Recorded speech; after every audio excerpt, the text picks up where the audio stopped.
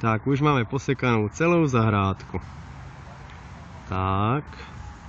Takže tohle je náš pozemek.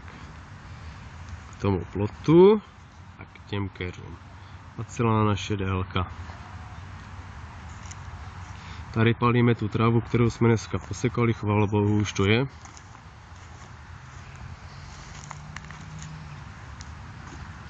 Tady máme 3 keříky angreštů a tohle je naše chatka.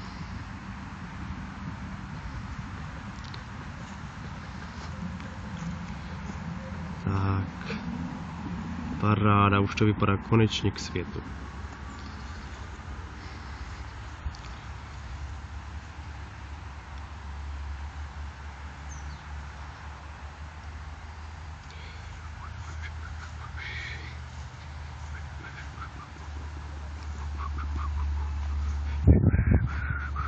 Máme věc a máme batohy.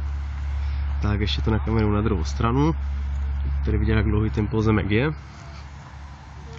Až úplně dozadu, to je celý náš pozemek.